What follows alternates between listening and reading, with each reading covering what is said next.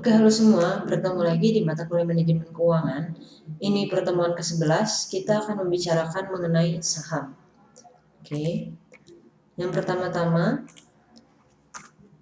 saham itu adalah ekuitas ya. Para pemegang saham itu biasanya memiliki hak untuk memilih direktur yang ditugaskan untuk mengelola bisnis melalui RUPS. Nah, korporasi itu harus mengadakan pemilihan direksi secara berkala, biasanya 1 kali dalam setahun.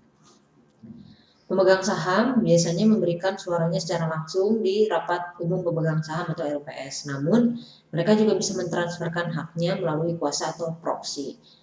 Nah, biasanya para manajemen itu karena ingin tetap mengelola bisnis, mereka akan meminta dukungan pada para pemegang saham. Namun, jika kinerja manajemen buruk dan para pemegang saham tidak puas, kelompok luar dapat meminta proksi dalam upaya untuk menggulingkan atau mengganti manajemen dan mengendalikan bisnis. Hal ini biasanya disebut dengan pertarungan proksi. Nah, dalam saham itu ada yang disebut hak preemptif.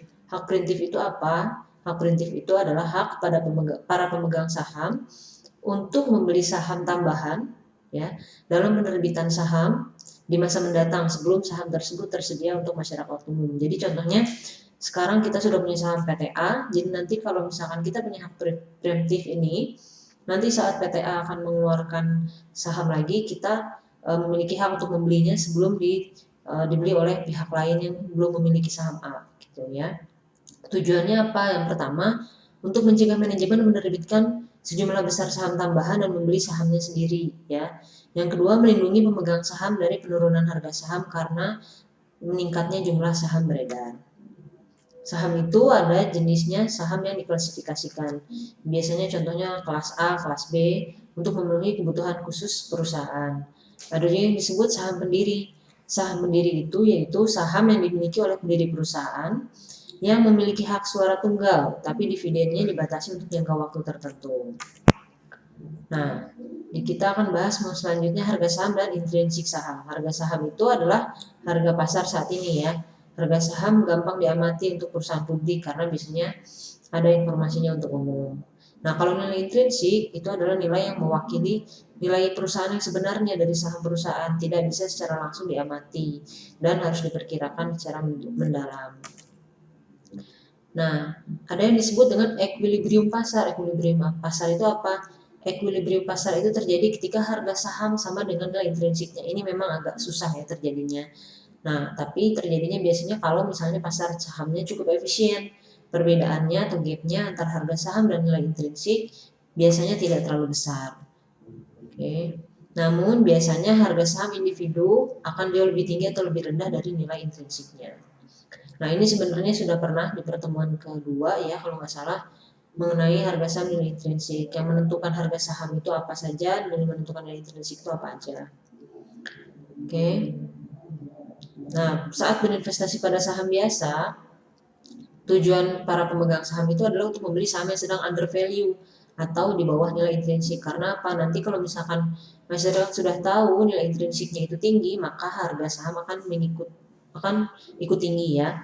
Nilai intrinsiknya itu bagaimana diperkirakannya? Yang pertama, manajer itu perlu tahu tindakan apa saja yang mempengaruhi harga saham dan model nilai intrinsik yang menunjukkan hubungan antara keputusan manajerial dan nilai perusahaan. Yang kedua, manajer harus mempertimbangkan apakah saham perusahaan itu sedang under value atau over value sebelum membuat keputusan tertentu. Nah, ada dua model dasar yang bisa digunakan untuk memperkirakan nilai intrinsik saham, itu dengan model diskonto dividen dan model penilaian perusahaan. Model dividen berfokus pada dividen gitu ya, sementara model korporat atau nilai penilaian perusahaan berfokus pada penjualan, biaya dan arus kas bebas. Nah, ini adalah cara untuk menghitung valuasi saham ya. Jadi harga saham itu kan mencerminkan nilai sekarang dari arus kas. Nah, nilai saham hari ini dapat dihitung sebagai nilai sekarang dari semua aliran dividen di masa mendatang.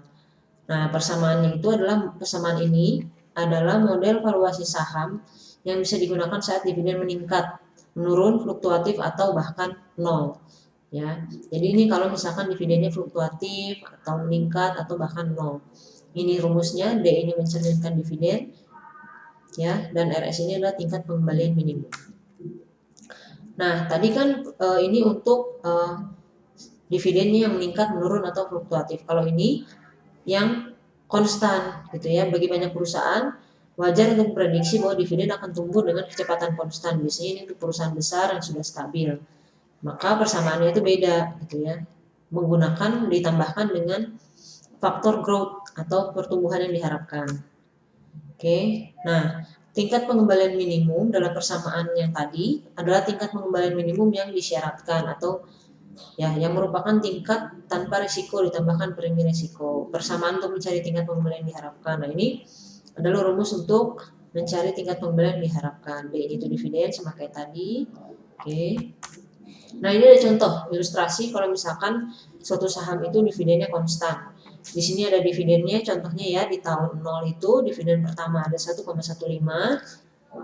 ya. P itu ada tadi nilai sahamnya 23,06, G-nya itu growth atau pertumbuhan, dan RS-nya ini adalah minimum rate of return, jadi minimum tingkat pengembalian. Oke. Di sini langsung dilihat di tabel 4 di bagian keempat. Di tahun 2008 ya, dividennya tadi ini nominalnya 1,15 dengan harga 23,6. Oke. Nah, di 2009 karena pertumbuhannya 8,3% ya. Jadi ini 1,15, ini rumusnya juga ada di sini sih ya. 1,15 dikali 8,3% dikali tambah 8,3%. Jadi hasilnya 1,25 ya. Jadi karena pertumbuhannya 8,3%. Begitu juga dengan harga sahamnya bertumbuh 8,3%. Nah, dividen yield ini dapat dari mana? Dividen yield ini dapat dari sini, yaitu jumlah dividen per harga saham. Dividen yield itu apa? Dividen yield itu adalah seberapa besar sih persentase dividen dibandingkan dengan harga saham, itu namanya dividen yield ya. Nah, ini capital gain yield ini sama dengan growth. Total returnnya berarti ini 8,3 ya ditambah 5 jadi 13,7 gitu. Oke, nah begitu juga di tahun 2010 1,25 dikali 8,3% gitu ya. Harganya juga harga saham 24,98 dikali 8,3%. Tuh, dan ini konstan. Ini contoh pertumbuhan saham dividennya konstan. Oke, ini yang penjelasan tadi. Oke. Terima kasih. Sekian pertemuan ke-11. Sampai bertemu di pertemuan ke-12.